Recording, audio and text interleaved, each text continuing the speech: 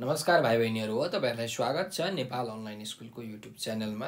हाम्रो च्यानलमा तपाईहरुले क्लास नर्सरीदेखि मास्टरसम्मको सबै विषयको सबै भिडियोहरू भेटाउन सक्नुहुन्छ। त्यसको लागि तपाईले युट्युबमा गएर अथवा फेसबुकमा गएर नेपाल अनलाइन स्कुल भनी सर्च गर्नुहोला र हाम्रो भिडियोलाई हेरेर धेरैभन्दा धेरै ज्ञान तपाईहरुले लिन सक्नुहुन्छ। साथसाथै हाम्रो भिडियोलाई लाइक, सब्स्क्राइब र शेयर गरेर नेपाल अनलाइन स्कुलको सहयोगी हात पनि दिनुहोला भनेर विनम्र अनुरोध गर्दछु। सधैँ चाहिँ म खेमराज ढकाल हजुरहरूको अगाडि उपस्थित भइसकेको छु र आज म तपाईहरुलाई कक्षा 8 को नेपाली विषयको यो पाठ 4 अन्तर्गतको ग्रन्थ चित्र भन्ने पाठ चाहिँ पढाउन गइरहेको छु। र यो जुन पाठ छ यो पाठ चाहिँ इन्द्रबहादुर खत्रीले लेख्नु भएको छ। त के हो ग्रन्थ चित्र भनेको? त कुनै पनि ग्रन्थमा भएको चित्रलाई हामीले सामान्य भाषामा यसको सामान्य परिभाषा दिनुपर्यो भने त्यसलाई ग्रन्थ चित्र भन्छौँ। कुनै पनि ग्रन्थ भनेको कुनै पनि किताब हैन, कुनै पनि शास्त्र, कुनै पनि चाहिँ एक प्रकारको मन्दिरमा तपाईले चित्रहरू देख्नुहुन्छ त्यसलाई पनि हामीले ग्रन्थ चित्र भन्छौँ। त भन्नुको मतलब के हो भने कुनै पनि चित्र छ जुन कलाको रूपमा प्रस्तुत भएको छ भने त्यसलाई हामीले ग्रन्थ चित्र भनेर भन्न सक्छौँ। त यस विषयमा अझै धेरै जानकारीका लागि हामी यो पाठ पढौँ ग्रन्थ चित्र है त। त्यसो भए मैले सुरु गरेँ हाम्रो यो पाठ ग्रन्थ चित्र। मानिस सृजनशील प्राणी हो। उसले आफू जन्मेको प्रकृतिमा अनेक सिर्जना र विराट कलाका स्वरूपहरू देखेको छ। प्रकृतिका मनमोहक कलासँग रमाउँदै मानिस आफूले पनि प्रकृतिबाट धेरै कला सिकेको छ। प्रकृतिबाटै उसले कलाको आविष्कार पनि गरेको छ। प्रकृतिले सिर्जना गरेका हिमालहरू मुसुक्क मुस्कुराएको देखेपछि मानिस लोभिन्छ। त्यसलाई आफ्नो मनभरि सजाउँदै कापीका पानामा उतार्ने प्रयत्न गर्दछ। त्यसमा रेखा कोर्छ, रङ्ग भर्छ अनि उसको कला कागजका पानाभरि सिँगारिन्छ र चित्रकला जन्मन्छ। यही चित्रकला मानव सभ्यताको विकाससँगै विविध क्षेत्र, विधा, संस्कार र संस्कृति हुँदै अगाडि बढेको छ। आधुनिक युगसम्म आइपुग्दा मानिसले विभिन्न कलासँग परिचित हुने मौका पाएको छ। प्राचीन ग्रन्थमा विषयवस्तुको भावसँगै कोरिएका चित्रकला मात्र नभएर मूर्तिकला, वास्तुकला, नृत्यकलाले मानव मनलाई लोभ्याएका छन्।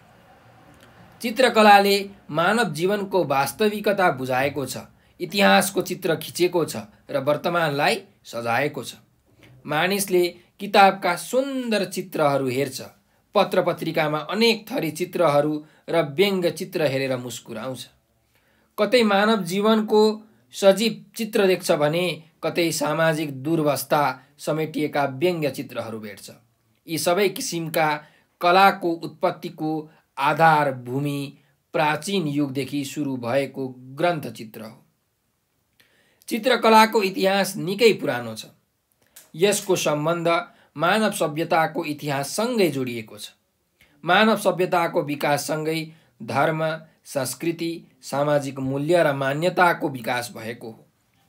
यी कुराहरूलाई आधार बनाउँदै निर्माण गरिएका चित्रहरू परम्परागत चित्रकला अन्तर्गत पर्दछन्।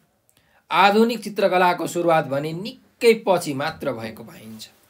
परम्परागत नेपाली चित्रहरूमा पौवा चित्र, ग्रन्थ चित्र, मुहार चित्र, दृश्य चित्र आदि पर्दछन्। यी विविध चित्रहरूमध्ये ग्रन्थ चित्रको विशेष महत्त्व रहिआएको छ। ग्रन्थ चित्र ललित कलाको दृश्य भेद अन्तर्गत पर्दछ। नेपालमा पाइएका प्राचीन चित्रहरू ग्रन्थ चित्र हुन्।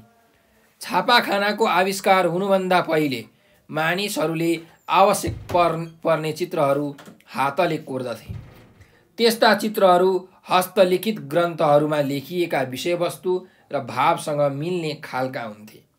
यहीबाट ग्रन्थ चित्रको उत्पत्ति भएको हो भन्ने अनुमान गरिन्छ। यस्ता ग्रन्थ चित्रहरू ज्यादै सूक्ष्म रूपमा कोरिएका हुन्छन्। प्राचीन कालदेखि नै ग्रन्थको बाहिरी गातामा चित्र बनाइन्थ्यो। त्यसै गरी भित्री भागमा पनि चित्र बनाइन्थ्यो। यसकारण ग्रन्थ चित्रलाई बाहिरी र भित्री गरी दुई भागमा विभाजन गरिएको पाइन्छ। पुस्तकको पाना वा भित्री भागको सुरक्षाका लागि गाता बनाउने चलन छ। प्राचीन समयमा ग्रन्थका गाता बनाउन प्राय काठका चिल्ला फल्याकहरू प्रयोग गरिन्थे। यस्ता गाताका दुवैतिर त्यस ग्रन्थमा आधारित भएका चित्रहरू बनाइन्थ्यो। ती चित्रहरूलाई गाता चित्र भनिन्छ। पुस्तकभित्र वर्णन गरिएका विषयवस्तुहरूलाई सरल तरिकाले बुझाउन विषय वा प्रसङ्ग अनुसार रेखा चित्र वा रङ्गीन चित्र पानाको छेउमा बनाइन्थ्यो। आवश्यकता अनुसार पानाको तल वा माथि पनि चित्रहरू कोर्ने गरिन्थ्यो। यसरी विषयवस्तुको वर्णनलाई स्पष्ट पार्ने गरी बनाएका चित्रलाई अहिले वर्णनात्मक रेखाचित्र पनि भनिन्छ। प्राचीन कालमा कागजको आविष्कार नभएको हुनाले ताडपत्र अथवा भोजपत्रमा ग्रन्थचित्र कोर्ने परम्परा थियो। ताडपत्र ताड रुखका लामा लामा पात सुकाएर त्यसमा लेख्न हुने गरी तयार पारिन्छ। ताडका पातहरू 3 इन्च जति चौडाइ र 20 इन्च जति लम्बाइका हुन्छन्। त्यस्तै भोजपत्र एक प्रकारको लेकाली जातको रुखको बोक्रा हो। यस्ता बोक्रालाई लामा किताबका पाना जस्तो रूपमा निकालेर सुकाई तिनमा चित्र कोरिन्छ। यसरी भोजपत्र, ताडपत्र तथा कागजमा लेखिएका यस्ता प्राचीन ग्रन्थलाई हस्तलिखित ग्रन्थ भनिन्छ। यिनै ग्रन्थहरूमा प्रयोग भएका चित्रलाई ग्रन्थचित्र भनिन्छ। 10औं शताब्दीको प्रज्ञापारमिता नेपाली चित्रकला मध्ये सबैभन्दा पुरानो चित्रकलामा आधारित ग्रन्थ हो। यो ग्रन्थचित्र 1.5 हात जति लामो ताडपत्रमा बनाइएको छ। यो चित्र विक्रम सम्वत 977 मा राजा शङ्करदेवको समयमा बनाइएको थियो। यसमा तलमाथि काठको फल्याकमा 18 वटा बौद्ध देवी देवताका पञ्चबुद्ध, चतुसतारा, वज्रसत्व, बत्ती, फूल र शङ्ख लिएका देवी देवताका चित्र छन्। यसमा रातो रङको प्रधानता छ। हाल यो चित्र पाटन स्थित महाबौद्ध मण्डलका शाक्यहरूको जिम्मामा छ। ग्रन्थचित्रमा कलाकारले विषयवस्तुको आधारमा रङ र गरगहना, कपडा र मुखको हाउभाउ मिलाएर चित्र कोर्दछन्। कलाकारहरूले मुख्य देवता, सहायक देवता र राक्षसका चित्रमा भिन्नै रङको प्रयोग गर्दछन्। ग्रन्थचित्र बनाउँदा कलाकारले प्राकृतिक रङको प्रयोग गर्दछन्। ग्रन्थचित्र निर्माण गर्दा ताडपत्र एवं भोजपत्रलाई चर्को घाम नपर्ने गरी छायामा सुकाइन्छ। यिनलाई आवश्यक पर्ने आकारमा काटिन्छ र त्यसलाई पानीमा डुबाएर फेरि घाममा सुकाइन्छ। यसलाई शङ्ख वा शालिग्रामले घोटेर चिल्लो पारेपछि मात्र चित्र कोरिन्छ। त्यस्ता किराले नकाटोस् भनेर हरिताल नामक विष लगाइन्छ। किताबका पानालाई एकापट्टि बाँधेर पुस्तकको आकार बनाइन्छ। त्यस पुस्तकको बाहिरी काठको पातलो फल्याकको गाता राखेर बानिन्छ। त्यस्ता ग्रन्थमा लेख्न बाँसको कलम प्रयोग गरिन्छ।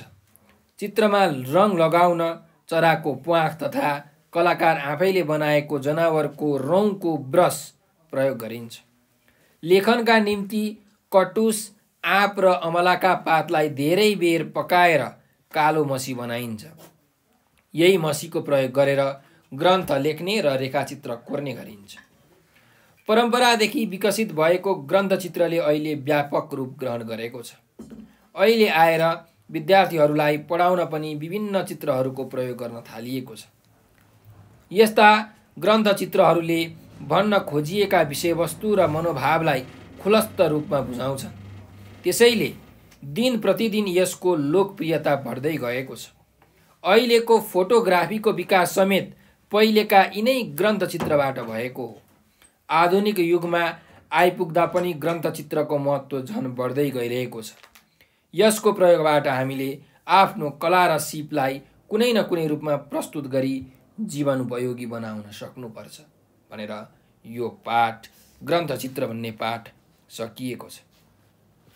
त ग्रन्थचित्र भनेको के रहेछ त भन्दा जति पनि कलाहरू छन्, हैन, वास्तुकला होस्, मूर्तिकला होस्, नृत्यकला होस्, यी सबै कलाहरूलाई चाहिँ यी सबै कलाको उपयोग गरेर हामीले यदि कुनै चित्र कोर्छौँ, कुनै ग्रन्थमा, कुनै किताबमा चित्र कोर्छौँ भने यसलाई ग्रन्थचित्र भनिन्छ। त यो ग्रन्थचित्रको जुन परम्परा छ यो हाम्रो परापूर्वकालदेखि सुरु भएर आएको हो। विक्रम सम्वत 999 चाहिँ शङ्करदेवले यो ग्रन्थचित्रको सुरुवात गरेका छन्। त कुनै पनि चित्रले चाहिँ धेरै कुराहरू भन्न सक्छ। तपाईले एक वाक्यमा लेखेको कुरालाई एउटा चित्रले मजाले भनिदिन सक्छ। तपाईले एक अनुच्छेद एक पानामा लेखेको कुरालाई पनि एउटा चित्रले, एउटा सानो चित्रले मजाले भन्न सक्छ।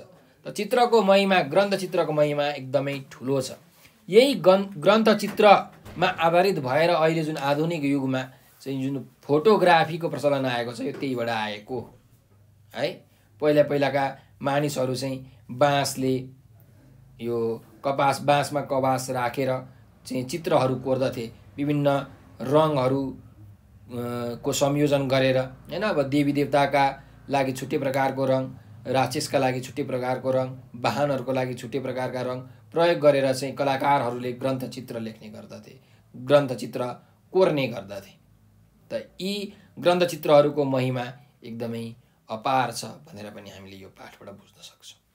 अब यस पाठमा रहेका जुन शब्द अर्थ छन् त्यसमा हामी अलिकति आँखा दियौँ। त पहिलो यहाँ शब्द छ, हेरौँ। ग्रन्थचित्र भनेर भनेको छ। त ग्रन्थचित्र भनेको के हो त भन्दा कुनै ग्रन्थ वा शास्त्रको कथामा आधारित चित्र है। कुनै पनि चित्रले हामीलाई एउटा कुनै कथा भनिरहेको हुन्छ। त कुनै शास्त्रमा, कुनै ग्रन्थमा चाहिँ त्यो कथा हुन्छ। त्यो कथाको वर्णन गर्ने जुन चित्र छ त्यसलाई हामी ग्रन्थचित्र भनेर भन्छौँ है। अर्को छ मनमोहक। मनमोहक भनेको चाहिँ मनलाई मोहित बनाउने लाई हामी मनमोहक भन्छौँ। हाम्रो मनलाई मोहित बनाउने, मुग्ध पार्ने, मनलाई लोभ्याउने भनेको मनमोहक हो। अर्को छ आविष्कार। आविष्कार भनेको के हो त? पत्ता लगाउने काम, नयाँ कुराको खोजी गर्ने कामलाई हामी भन्छौँ आविष्कार। अर्कोमा छ वास्तुकला।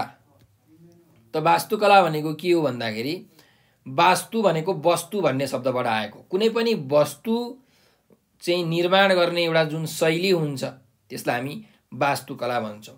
अब कुनै पनि वस्तुमा के पर्छ भन्दा घर, दरबार, देवालय, मठ, मन्दिर आदिहरू पर्दछन्।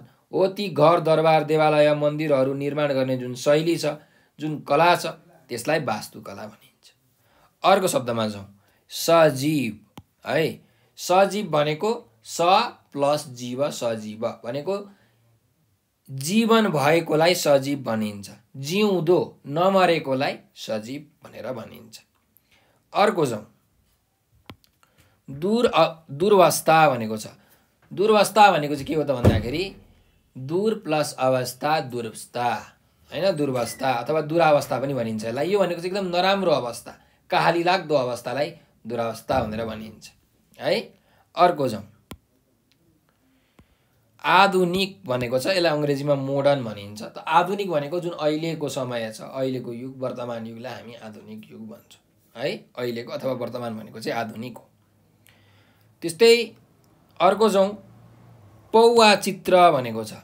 त पौवा चित्र भनेको चाहिँ के हो भन्दाखेरि कुनै पनि कागजमा अथवा कुनै पनि कपडामा चाहिँ देवी देवताको चित्र बनाइन्छ हो, त्यसलाई पौवा चित्र भनिन्छ। यो जुन प्राचीन शैलीको यो चित्र हो पौवा चित्र है। अर्को छ ललित कला भन्ने शब्द। त ललित कला भनेको के भन्दाखेरि आफ्नो मनको जुन भाव हुन्छ, जुन फिलिङ्स हुन्छ त्यसलाई व्यक्त गर्ने जुन चित्र, मूर्ति अथवा चाहिँ वास्तु अथवा शिल्पकला अथवा सङ्गीतको कलालाई हामी ललित कला भन्छौँ है।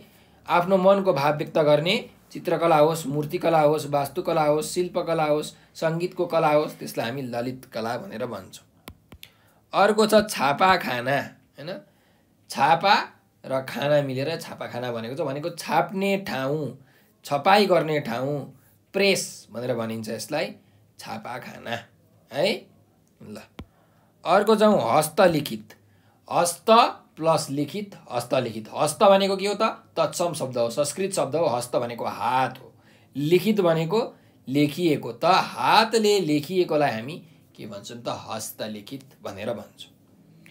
अर्को जाउँ, सूक्ष्म भनेको छ। सूक्ष्म भनेको के भन्दाखेरि एकदमै सानो भन्ने बुझिन्छ हैन, एकदम आँखाले नदेखिने।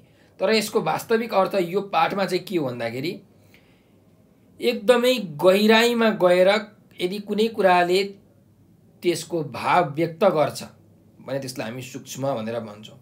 एकदमै सानोभन्दा सानो विषयवस्तुलाई समेट्नेलाई हामी के भन्छौँ त सूक्ष्म भनेर भन्छौँ है। अर्को जाउँ, रेखाचित्र भनेको छ। रेखा प्लस चित्र रेखाचित्र। त रेखाको माध्यमबाट कुनै चित्र बनाइन्छ, रेखा कोरेर कुनै चित्र बनाइन्छ भने त्यसलाई रेखाचित्र भनिन्छ। रेखा तानेर कोरिएका चित्रहरू भनेको रेखाचित्र हो। अर्को जाउँ, ताडपत्र भनेको छ है। ताडपत्र भनेको के भन्दाखेरि ताड भनेको एउटा रुख हो हैन, पत्र भनेको पात हो। त एउटा ताड भन्ने रुख हुन्छ, त्यो ताड जातको रुखको पातलाई हामी के भन्छौँ ताडपत्र भनेर भन्छौँ है। अर्को शब्दमा जाउँ, भोजपत्र भनेको छ। भोजपत्र भनेको चाहिँ के भन्दाखेरि एउटा रुख हुन्छ, हिमाली भेगमा पाइन्छ, यो माउन्टेन रिजनमा पाइन्छ। त्यो एक प्रकारको रुख हुन्छ, त्यो रुखको जुन बोक्रा छ त्यो बोक्रालाई हामी के भन्छौँ भोजपत्र भन्छौँ। हिमाली भेगमा पाइने एक प्रकारको रुखको बोक्राबाट निकालिएको पत्रलाई भोजपत्र भनिन्छ है। अर्को जाउँ, प्रज्ञापारमिता भनेर भनेको छ। त प्रज्ञापारमिता भनेको चाहिँ के भन्दाखेरि यो एउटा प्रसिद्ध ग्रन्थ हो जसमा चित्रहरू कोरिएका छन्। ज्ञानको पूर्णता भएकोलाई प्रज्ञापारमिता भनेर भनिन्छ। एक प्रकारको यो प्रसिद्ध बौद्ध ग्रन्थमा कोरिएको चित्र हो प्रज्ञापारमिता है। अर्कोमा जाउँ, पञ्चबुद्ध भनेर भनेको छ। पञ्च भनेको 5, बुद्ध भनेको तपाईँलाई थाहा छँदैछ, बौद्ध धर्म चाहिँ स्थापना गर्ने गौतम बुद्ध, सिद्धार्थ गौतम बुद्ध हुन् हैन। त पञ्चबुद्ध भनेको के हो त 5 बुद्धको समूह, एकदम अलौकिक शक्ति भएका चाहिँ 5 बुद्धको समूहलाई पञ्चबुद्ध भनेर भनिन्छ है। अर्को छ चतुसतारा भनेको छ। चतुसतारा भनेको के भन्दाखेरि 4वटा ताराहरूको समूहलाई हामी चतुसतारा भनेर भन्छौँ। जुन प्रज्ञापारमिता भन्ने चित्र छ त्यसमा अङ्कित गरिएको सेतो र हरियो जम्मा 4वटा ताराहरू छन् हैन। सेतो रङको र हरियो रङको ताराहरू छन्। ती सेतो र हरियो रङको ताराहरूलाई हामी के भन्छौँ त चतुसतारा भन्छौँ है। प्रज्ञापारमिता चित्रमा अङ्कित श्वेत हरित आदि 4 ताराहरूको समूहलाई हामी चतुसतारा भनेर भन्छौँ। अर्को जाउँ, वज्रसत्व भनेको छ। वज्रसत्व भनेको चाहिँ बुद्धको एउटा अवतार हो, बुद्ध भगवानको अवतारलाई वज्रसत्व भनिन्छ। जस्तो कि हामीले कृष्ण भगवानलाई चाहिँ विष्णु भगवानको अवतार भन्छौँ, त्यस्तै गरिकन वज्रसत्व भनेको बुद्धको एउटा अवतार हो। र यसको अर्को अर्थ के हुन्छ त क्षमा माग्ने खालको बुद्धको अवतार हो, अरूसँग क्षमा माग्ने भनेको वज्रसत्व हो, यसको अर्थ चाहिँ खास।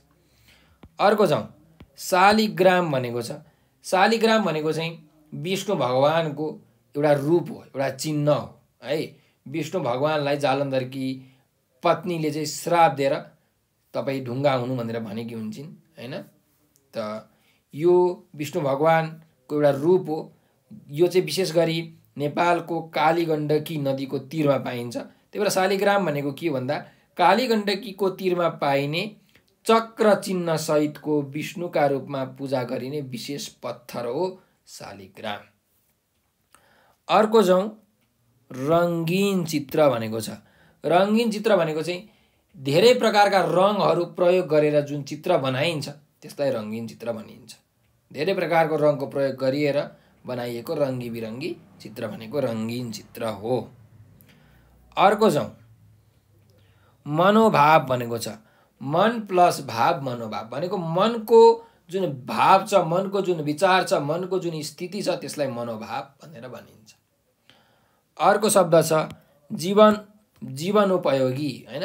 यो भनेको चाहिँ जीवन प्लस उपयोगी, जीवनोपयोगी।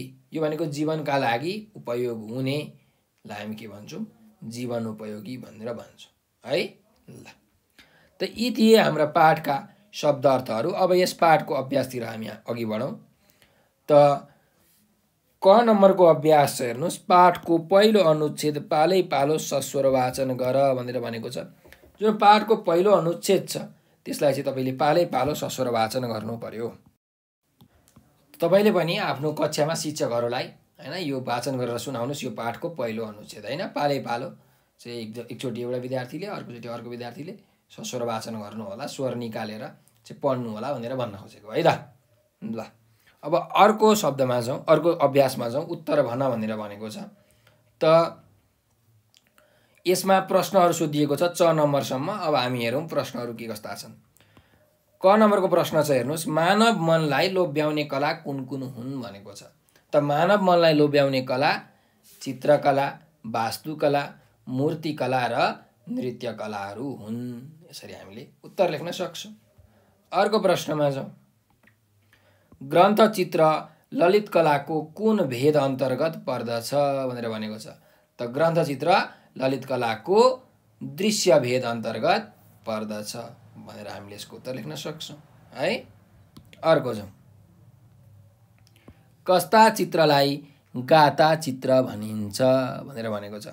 त कुनै पनि ग्रन्थको बाहिरी आवरणमा बनाएका चित्रलाई गाता चित्र भनिन्छ हैन। कुनै पनि ग्रन्थको जुन बाहिरीपट्टि बनाइएको चित्रहरू छन्, बाहिरी आवरणमा बनाइएका जुन चित्रहरू छन् त्यसलाई गाथा चित्र भनिन्छ।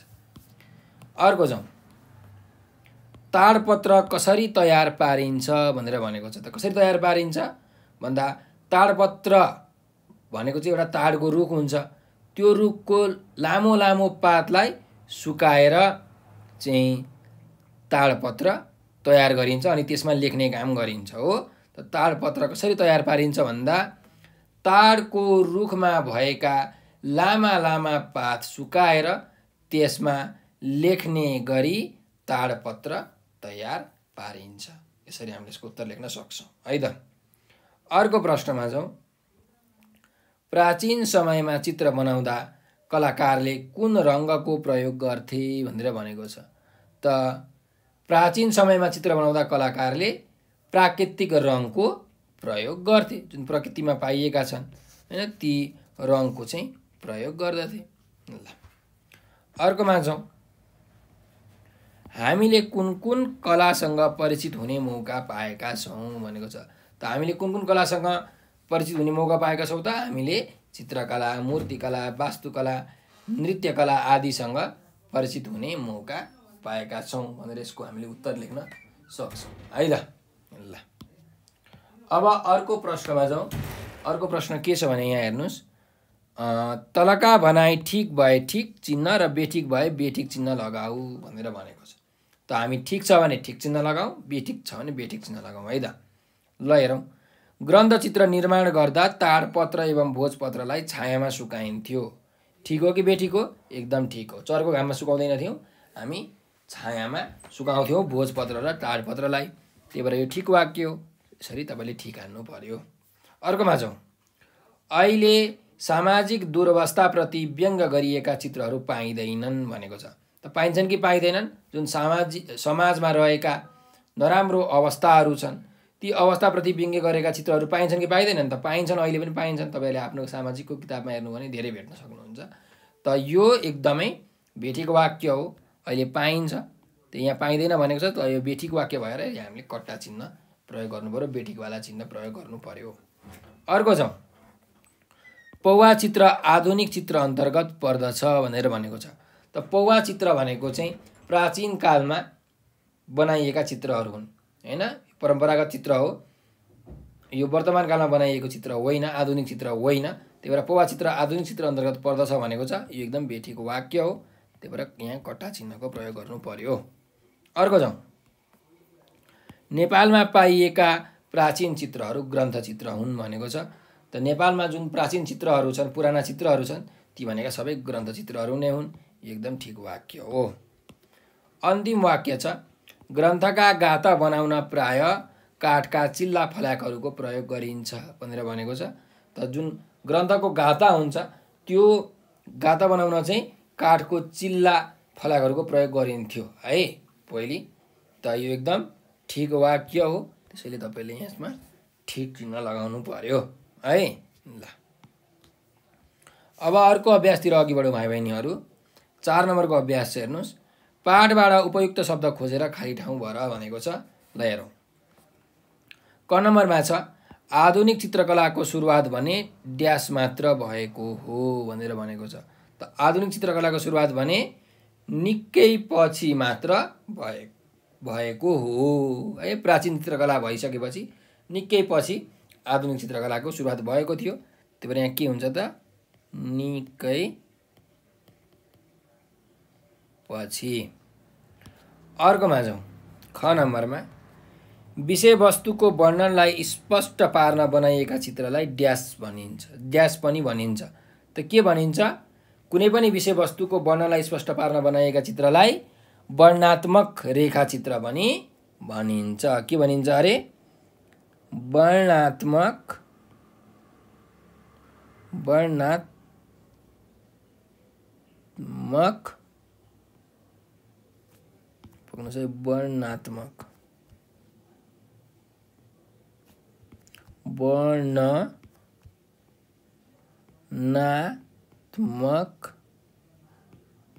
रेखा चित्र हैन, वर्णनात्मक रेखाचित्र पनि भनिन्छ। यहाँ अटेन, मैले बाहिर लेखेँ है त। अर्कोमा जाउँ। नेपाली चित्रकला मध्ये सबैभन्दा पुरानो 10औं शताब्दीको ड्यास चित्र रहेको छ। कुन चित्र? 10औं शताब्दीको प्रज्ञापारमिता भन्ने चाहिँ नेपाली चित्रकला मध्ये सबैभन्दा पुरानो 10औं शताब्दीको के हो त यो चित्र हो प्रज्ञापारमिता भनेर। के हो अरे? प्रज्ञापारमिता। अर्कोमा जाउँ। ग्रन्थचित्रले भन्न खोजिएको मनोभावनालाई ड्यास रूपमा बुझाउँछन्। ग्रन्थचित्रले चाहिँ हाम्रो मनको भावनालाई के गर्छन् त? खुलस्त रूपमा बुझाउँछन्, एकदम खुला प्रकारले बुझाउँछन्। त्यही भएर यहाँ खुलस्त भन्ने शब्द हुन्छ, तपाईँले पाठबाट हेर्न सक्नुहुन्छ है त। ल, यी थियो हाम्रो यो पाठका चाहिँ अभ्यासहरू। अब हामी प्रश्न उत्तरको अभ्यासमा जाउँ। हेरौँ यहाँ के भनेको छ। तलका प्रश्नहरूको संक्षिप्त उत्तर देऊ भनेर भनेको छ। त छोटो उत्तर दिनु पर्यो, 2-3 लाइन 4-5 लाइन यसरीमा हैन। तपाईहरुले छोटो उत्तर दिनु पर्यो है। ल हेरौँ। क नम्बरमा छ चित्रको जन्म कसरी भयो भनेर भनेको छ। त चित्रको जन्म कसरी भयो भन्दा चित्रकला त पहिली परापूर्व कालदेखि प्राचीन कालदेखि नै चलिआएको हो। चित्रकलाको इतिहास एकदमै पुरानो छ र यो चित्रकलाको जुन सम्बन्ध मानव सभ्यताको इतिहाससँग जोडिएको छ। मानिसले आफ्नो कलालाई कापीका पानामा कोरी सिंगार्न थालेपछि बल्ल चित्रकलाको जन्म भएको हो हैन। तपाईले यही कुरालाई यहाँ लेख्न सक्नुहुन्छ। चित्रको जन्म कसरी भयो भन्दा चित्रकलाको इतिहास निकै पुरानो छ। यसको सम्बन्ध मानव सभ्यताको इतिहाससँगै जोडिएको छ। मानिसले उसको कलालाई कापीका पानामा कोरी सिंगार्न थालेपछि चित्रकलाको जन्म भयो भनेर यसरी उत्तर लेख्नु होला है त। अर्को प्रश्नमा जाउँ। पहिले ग्रन्थको बाहिरी र भित्री भागमा के कस्ता चित्रहरू बनाइन्थे भनेर भनेको छ। त ग्रन्थको बाहिरी भागमा गाथा चित्र बनाइन्थ्यो। त्यस्तै गरिकन कुनै पनि ग्रन्थको भित्री भागमा पनि चित्र बनाइन्थ्यो, जसलाई हामी वर्णनात्मक चित्र भन्छौँ, हो कि होइन। त पहिले ग्रन्थको बाहिरी र भित्री भागमा के कस्ता चित्रहरू बनाइन्थे भन्दा यसको उत्तर लेख्न सकिन्छ। पहिले ग्रन्थको बाहिरी गाथामा चित्र बनाइन्थ्यो, जसलाई गाथा चित्र भनिन्छ हैन। त्यसै गरी भित्री भागमा पनि चित्र बनाइन्थ्यो। पुस्तकको पाना वा भित्री भागको सुरक्षाका लागि गाथा बनाउने चलन छ। यस्ता गाथाका दुवैतिर त्यस ग्रन्थमा आधारित भएका चित्रहरू बनाइन्थ्यो। पुस्तकका भित्र वर्णन गरिएका विषयवस्तुहरूलाई सरल पाराले बुझाउन विषय प्रसङ्ग अनुसार रेखाचित्र वा रङ्गीन चित्र पानाको छेउमा बनाइन्थे भनेर तपाईहरुले उत्तर लेख्न सक्नुहुन्छ है त। अर्कोमा जाउँ। कागजको आविष्कार हुनुभन्दा पहिले ग्रन्थचित्रहरू कसरी कोरिन्थे भनेर भनेको छ। त कागज आउनुभन्दा अगाडि चाहिँ ताडपत्रमा भोजपत्रहरूमा चाहिँ ग्रन्थचित्रहरू कोरिन्थे। त ताडको एउटा रुख हुन्थ्यो, त्यसको लामो लामो पातहरूमा लेखिन्थ्यो। त्यस्तै भोजपत्रको बोक्राहरू सुकाइन्थ्यो र ती बोक्राहरूलाई चाहिँ सुकाइसकेपछि, ती पातहरूलाई सुकाइसकेपछि चित्र बनाउन उपयोग गरिन्थ्यो, हो कि होइन? त्यसरी चित्र कोरिन्थ्यो। त्यही भएर यसको उत्तर के लेख्न सकिन्छ भन्दाखेरि कागजको आविष्कार हुनुभन्दा पहिले ग्रन्थचित्रहरू कसरी कोरिन्थे भन्दा कागजको आविष्कार हुनुभन्दा पहिले ताडपत्र र भोजपत्रमा ग्रन्थचित्रहरू कोरिन्थे। पहिले ताड नामको रुखका पातहरू तथा भोजपत्रका बोक्राहरू सुकाइन्थ्यो। ती पात तथा बोक्राहरू सुकेर चित्र बनाउन योग्य भएपछि चित्रहरू कोरिन्थे। यसरी हामीले यसको उत्तर लेख्न सक्छौँ है त। ल अब अर्को प्रश्नमा जाउँ। अर्को प्रश्न यहाँ हामीलाई अर्को अभ्यास छ, 6 नम्बरको अभ्यास। तलका प्रश्नहरूको लामो उत्तर देऊ भनेको छ। अब हामीले चाहिँ यसको एकदमै लामो उत्तर दिनु पर्यो है। तपाईँको कपीको 6-7 लाइन, 8 लाइन, 10 लाइन जति सक्नुहुन्छ लामो बनाएर तपाईँले यसको उत्तर लेख्न सक्नुहुन्छ। त पहिलो प्रश्न के छ भने ग्रन्थ लेख्ने र रेखाचित्र कोर्ने काममा प्रयोग गरिने रङ र वस्तुहरूको निर्माण कसरी गरिन्छ भनेर भनेको छ। जुन ग्रन्थचित्र र रेखाचित्र कोर्नको लागि चाहिँ रङहरू प्रयोग गरिन्थ्यो, जुन वस्तुहरू प्रयोग गरिन्थ्यो, तिनीहरूको निर्माण चाहिँ कसरी गरिन्छ भनेर हामीलाई प्रश्न सोधिएको छ। त हामीले यसमा अब उत्तर लेख्दाखेरि ग्रन्थचित्र भनेको के हो, यसमा के कस्ता कुराहरू हुन्छन्, यो ग्रन्थचित्र पहिले कसरी कोरिन्थ्यो, सबै कुरालाई तपाईँले वर्णनात्मक हिसाबले वर्णन गरेर लेख्नु पर्यो। त्यसको उत्तर कसरी लेख्न सकिन्छ भन्दाखेरि ग्रन्थशास्त्रको कथा वा विषयवस्तुमा आधारित चित्रलाई ग्रन्थचित्र भनिन्छ।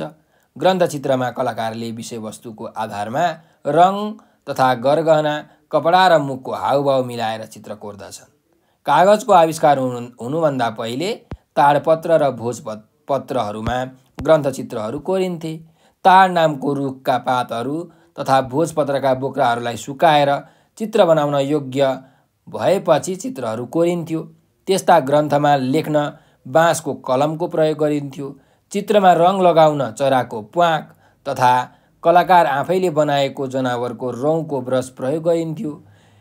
लेखका निम्ति कटुस, आँप र अमलाका पातलाई धेरै बेर पकाएर कालो मसी बनाइन्थ्यो। ग्रन्थ लेख्न र रेखाचित्र कोर्न यही मसीको प्रयोग गरिन्थ्यो।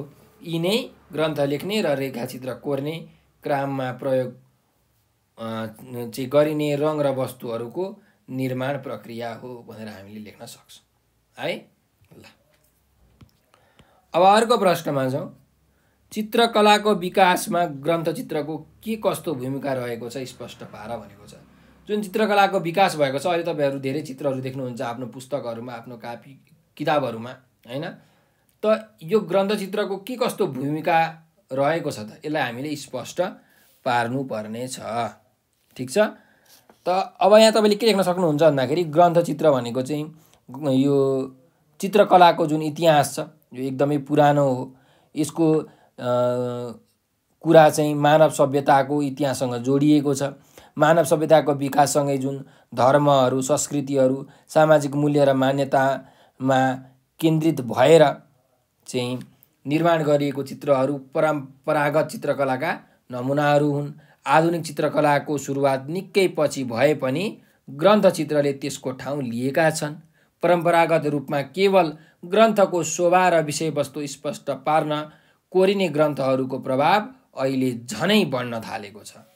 विद्यार्थीलाई पढाउन, मनोभावनालाई खुलस्त पार्न र सिकाइका लागि वस्तुनिष्ठ बनाउन चित्रकलाको व्यापक प्रयोग गरिन्छ। यसको पूर्वज ग्रन्थचित्र नै हो। यसरी चित्रकलाको विकासमा ग्रन्थचित्रले उल्लेखनीय भूमिका पुर्याएको प्रश्न हुन्छ भनेर तपाईँले यसको उत्तर लेख्न सक्नुहुन्छ है त।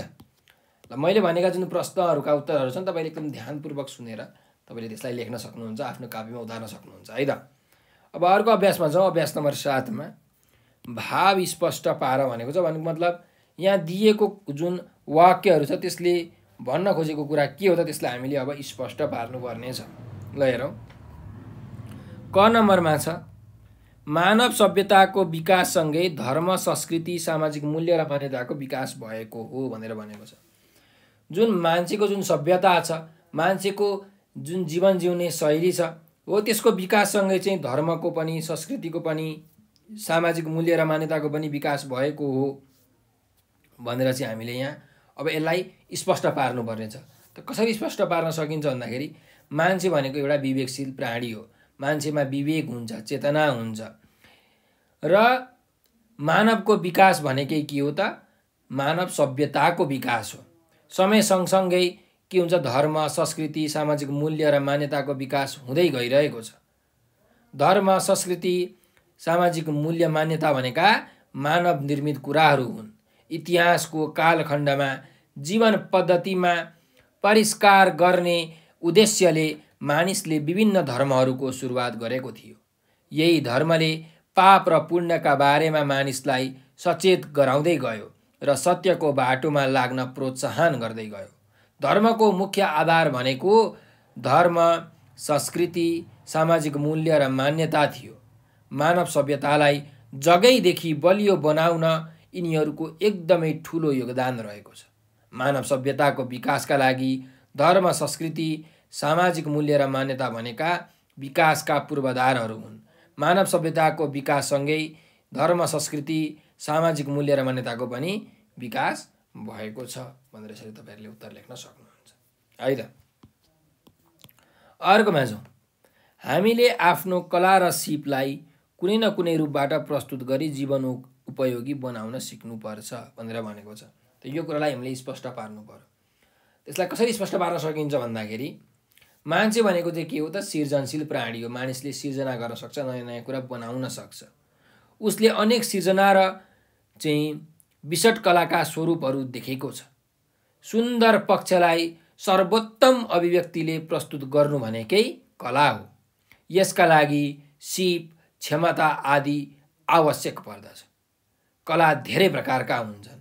त्यसमा चित्रकला, मूर्तिकला, वास्तुकला, नृत्यकला आदि केही उदाहरणहरू मात्र हुन्। मानव जीवनलाई सार्थक तुल्याउने कला नै हो। कला जीवनका लागि भन्ने मान्यतालाई आत्मसात गरी कलालाई जीवन उपयोगी बनाउन सिक्नुपर्छ। सिप सिर्जनाको आधार हो। कला एउटा सिर्जना हो। हामीले आफूमा भएको सिपलाई सान्दर्भिक रूपले प्रस्तुत गरी आफ्नो कला देखाउनुपर्छ। हामीले हाम्रा सबै खालका कला र सिपलाई जीवन सापेक्ष बनाउँदै जानुपर्छ। त्यस्तै आफूमा भएका कला सिपलाई कहिल्यै पनि लुकाउनु हुँदैन। यसलाई प्रस्तुत गरी जीवन उपयोगी बनाउन सक्नुपर्दछ भनेर हामीले यसलाई स्पष्ट पार्न सक्छौँ है त। ल त अब हामी अर्को अभ्यासमा जाउँ। अभ्यास नम्बर 8मा ग्रन्थ प्लस चित्र, ग्रन्थ चित्र भए जस्तै तलका शब्दमा चित्र जोडेर नयाँ शब्द बनाऊ भनेको छ। त यहाँ हेर्नुहोस्, मुहारबाट के हुन्छ त? मुहार प्लस चित्र, मुहार प्लस चित्र के हुन्छ? मुहार चित्र हो। दृश्य प्लस चित्र, दृश्य प्लस चित्र के हुन्छ? दृश्य चित्र, दृश्य चित्र। पौवा प्लस चित्र, पौवा चित्र। रेखा प्लस चित्र, रेखा चित्र। यसरी बनाउन सक्नुहुन्छ है तपाईँले। ल अब अर्को अभ्यासमा जाउँ। अर्को अभ्यासमा चाहिँ हेर्नुहोस्, यो 9 नम्बरको अभ्यास छ वाक्यमा प्रयोग गर भनेर।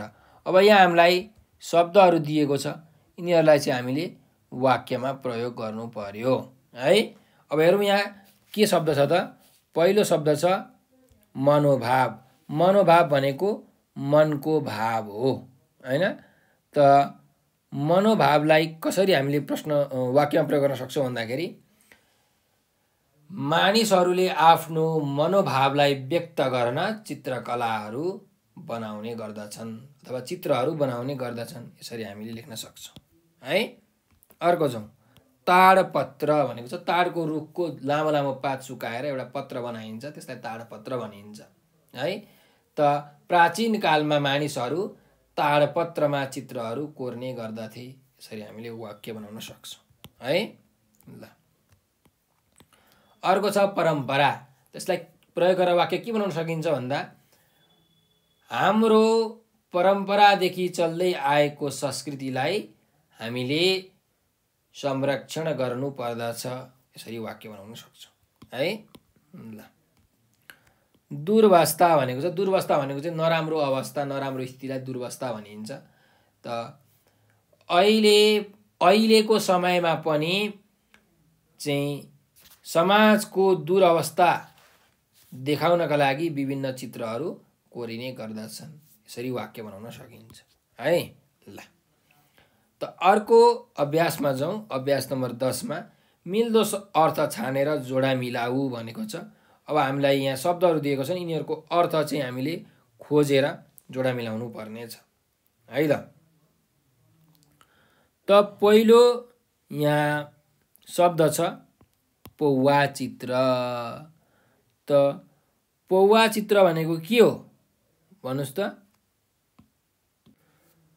त मनलाई मोहित वा मुग्ध पार्ने कागज, कपडा आदिमा देवी देवताको चित्र लेखिएको प्राचीन शैलीको चित्र हो पौवा चित्र हैन। त कागजमा, कपडामा देवी देवताको चित्र बनाइन्थ्यो हैन। यो प्राचीन शैलीको चित्र हो पौवा चित्र है। त्यस्तै गरिकन अर्को शब्दमा जाउँ। वास्तुकला भनेको छ।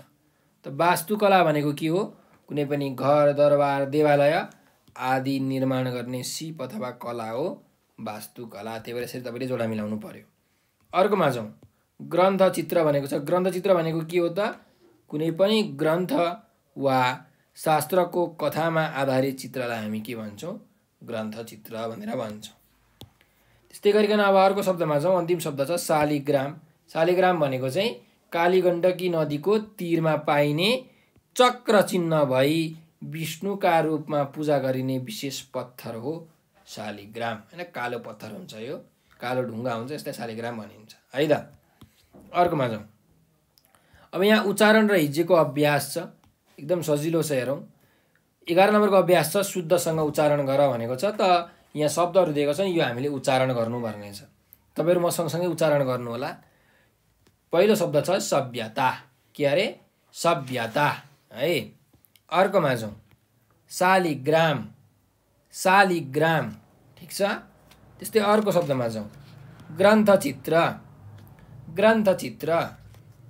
फेरि अर्को शब्द वज्रसत्व। वज्रसत्व। वज्रसत्व है। अर्को शब्द छ पञ्चबुद्ध। पञ्चबुद्ध। पञ्चबुद्ध है। ल अर्को अभ्यास छ हेर्नुहोस्। 12 नम्बरको अभ्यास शिक्षकबाट सुनेर लेख भनेको छ। अब म यहाँ केही शब्दहरू भन्छु, तपाईँहरूले सुनेर आफ्नो कापीमा लेख्नु होला र पछि आफ्नो पाठमा, पाठ्य पुस्तकमा हेरेर चाहिँ तपाईँ सच्याउन सक्नुहुन्छ तपाईँको सही भयो कि गलत भयो है त। ल लेख्नुहोस्, म भन्छु। फोटोग्राफी। फोटोग्राफी। अर्को शब्द लेख्नुहोस् रङ्गीन चित्र। रङ्गीन चित्र। अर्को शब्द लेख्नुहोस् आविष्कार। आविष्कार। र अन्तिम एउटा शब्द लेख्नुहोस् प्रज्ञापारमिता। प्रज्ञापारमिता। ल अब अर्को अभ्यासमा जाउँ। अर्को अभ्यास छ 13 नम्बरको अभ्यास शुद्ध गरी सार भनेको छ। अब यहाँ शब्दहरू दिएका छन्, यसलाई चाहिँ हामीले शुद्ध गरी सार्नु पर्ने छ। ल हेरौँ। त पहिलो शब्द छ मूर्तिकला। अब यो यहाँ त अशुद्ध छ, यसलाई शुद्धसँग लेख्नु पर्यो। त कसरी लेखिन्छ भन्दाखेरि हेरौँ। मूर्तिकलालाई यो मुको जुन उकार छ त्यसलाई दीर्घ हुन्छ, अनि तीको यहाँ रस्व इकार हुन्छ। मूर्तिकला हो, यसरी लेखिन्छ है मूर्तिकला। त्यस्तै गरिकन अर्को शब्द छ सूक्ष्म। त सूक्ष्म कसरी लेखिन्छ? यो सु चाहिँ के हुन्छ? दीर्घ उकार हुन्छ। सु आदि क्ष र म सूक्ष्म। अर्को जाउँ। पौवा चित्र भनेको छ। यो कसरी लेखिन्छ त? यहाँ त अशुद्ध छ। पौवा चित्र भनेको पौवा चित्र। पौवा चित्र यसरी लेखिन्छ है। पौवा लेखिँदैन, पौवा लेखिन्छ है। दोलक्कानो कौ दिइन्छ पौवा चित्र। अर्को जाउँ। निर्माण भन्ने शब्द छ। यहाँ चाहिँ निर्माण छ, तर खासमा के हो? निर्माण हो। निर्माण यसरी लेखिन्छ निर्माण है। नि अनि मलाकारमा आकारमाथि रेफ दिनु पर्यो अनि 3 धर्के अड निर्माण।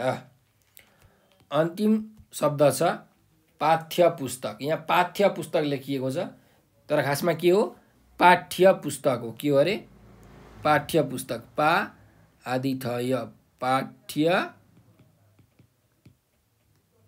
पुस्तक यसरी लेख्नु पर्यो पाठ्य पुस्तक। ठीक छ। अर्को शब्दमा जाउँ, अर्को अभ्यासमा जाउँ। पाठबाट य र ए लागेका 10-10 वटा शब्दहरू खोजेर लेख भनेर भनेको छ। अब हाम्रो पाठहरूमा चाहिँ य र ए लागेका हैन त बुढो जे भन्छौँ नि हामी य अनि अर्को ए एकतारे ए हो। यो लागेका शब्दहरू चाहिँ पाठबाट खोजेर लेखौँ अरे। ल हेरौँ पाठमा य र ए लागेका के कस्ता शब्दहरू छन् त त्यो हामीले यहाँबाट हेरौँ है। ल य लागेको शब्दहरू र ए लागेको शब्दहरू हेर्दै जाउँ। यहाँ छ त कहीँ? यहाँ कहीँ पनि छैन। कलाका स्वरूपहरू देखिएको छ। प्रकृतिका मनमोहक कलासँग रमाउँदै धेरै कला सिकेको छ। प्रकृतिबाटै उसले कलाको आविष्कार पनि गरेको छ। प्रकृतिले सिर्जना गरेका हिमालहरू मुस्कुराएको यहाँ हेर्नुहोस् मुस्कुराएको भन्ने शब्द छ कि छैन? यहाँ मुस्कुराएको यहाँ ए लागेको शब्द छ हो मुस्कुराएको। त्यस्तै गरिकन अर्को शब्द हेरौँ प्रयत्न। ल यसलाई चाहिँ म पहेँलोले गर्छु। पहेँलो लागेको भनेको चाहिँ बुढो जे भन्छौँ नि य र हरियो रङ लगाएको चाहिँ एकतारे ए लागेको शब्दहरू हुन् है। त्यस्तै अब अर्को शब्द हेरौँ सभ्यता भन्ने शब्द छ। हेर्नुहोस् यहाँ य लागेको छ सभ्यता हो। ल अर्को युग भन्ने शब्द छ। हेर्नुहोस् यहाँ पनि य छ युग हो कि होइन? त्यस्तै गरिकन अर्को हेर्नुहोस् कोरिएका भन्ने शब्द छ जसमा एकतारे ए लागेको छ कोरिएका है। अर्को शब्द छ नृत्य कला। यहाँ य छ नृत्य कला हैन। त्यस्तै अर्को शब्द हेरौँ लोभ्याएका। यो यसमा एकतारे ए लागेको छ लोभ्याएका है। त्यस्तै गरिकन अर्को हेरौँ सजाएको। यसमा एकतारे ए लागेको छ सजाएको। य लागेको हेर्ने भने अर्को व्यङ्ग्य। के अरे व्यङ्ग्य भन्ने यहाँ शब्द छ हो। त्यस्तै अर्को हेरौँ भएको भन्ने छ। यहाँ ए लागेको शब्द छ भएको है। त यस्ता शब्दहरू तपाईहरूले आफ्नो चाहिँ पुस्तकबाट मजाले खोज्न सक्नुहुन्छ। यहाँ य लागेको शब्दहरू हेर्नुहोस् त मूल्य मान्यता सभ्यता हैन। यस्ता शब्दहरू तपाईले य लागेका शब्दहरू मजाले भेट्न सक्नुहुन्छ। ल अब हामी अर्को अभ्यासमा जाउँ। अर्को अभ्यास के छ त हेरौँ। 15 मा छ हेर्नुहोस् पाठ पढी तालिकामा 5-5 वटा शब्दहरू भर भनेको छ। त हामीले पाठ पढिसकेका छौँ। पाठबाट हेरेर यहाँ तालिकामा भएको 5-5 वटा शब्दहरू हामीले भर्नु पर्यो। इकार लागेको शब्द यो ह्रस्व इकार लागेको छ यहाँ। अर्को इकार लागेको यो दीर्घ इकार लागेको छ यहाँ।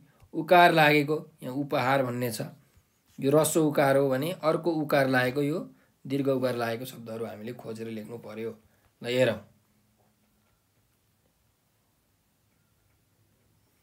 ल म यो मेटाइदिन्छु।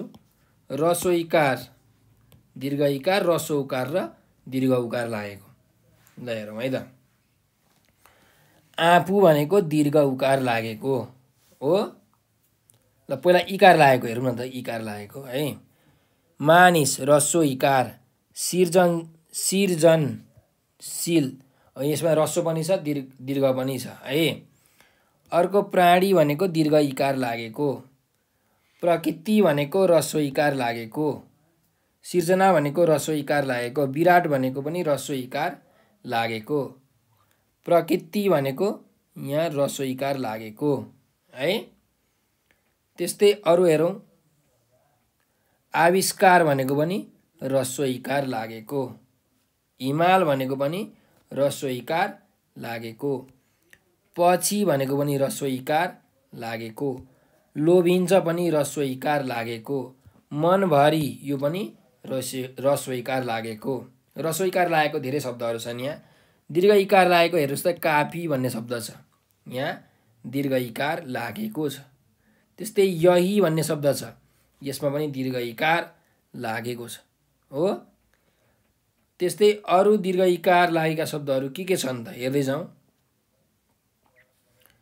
प्राचीन भन्ने शब्द चाहिँ हेर्नुहोस् त यहाँ दीर्घ इकार लागेको छ कि छैन त, लागेको छ नि, यो पनि दीर्घ इकार लागेको शब्द हो प्राचीन। त यस्ता शब्दहरू यहाँ तपाईँले खोज्न सक्नुहुन्छ। सजीव भन्ने शब्द छ, यसमा पनि दीर्घ इकार लागेको छ। यी भन्ने एउटा यो शब्द छ, यो पनि दीर्घ इकार लागेको शब्द हो हैन। यस्ता शब्दहरू तपाईँहरूले खोज्न सक्नुहुन्छ इकार लागेको है।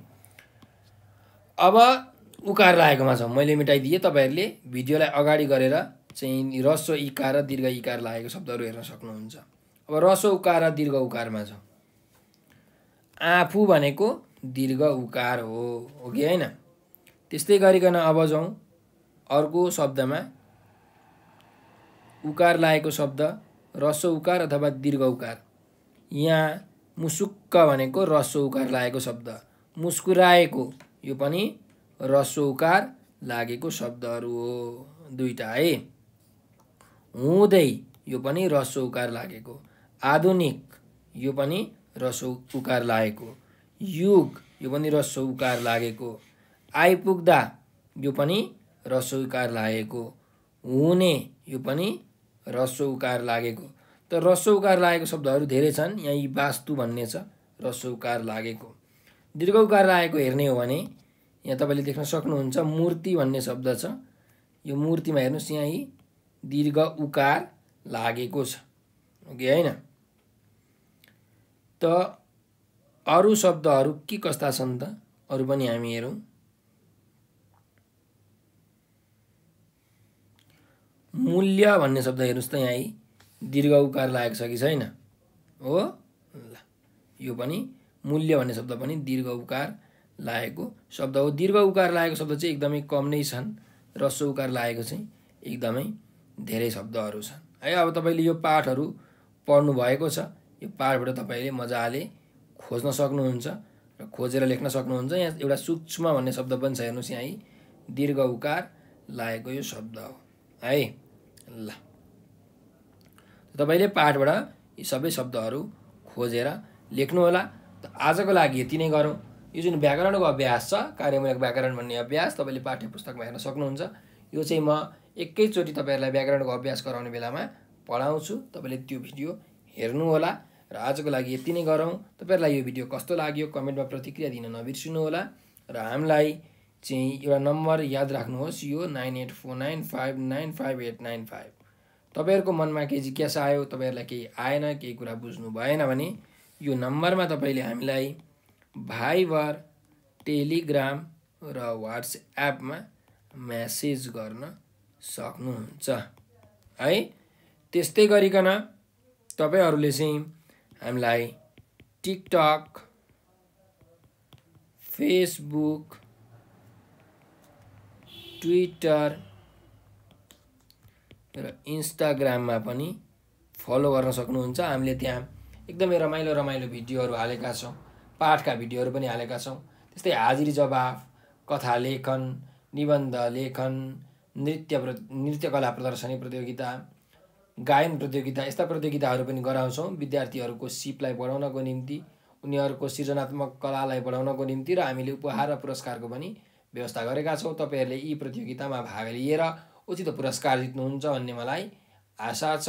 र त्यसको लागि तपाईँहरूले हामीलाई चाहिँ टिकटकमा, फेसबुकमा फलो गर्नुपर्ने हुन्छ। तपाईँले टिकटकमा, फेसबुकमा, ट्विटर अथवा इन्स्टाग्राममा नेपाल अनलाइन स्कुल लेखेर सर्च गर्नुहोस् र हामीलाई फलो गर्नुहोस् है त।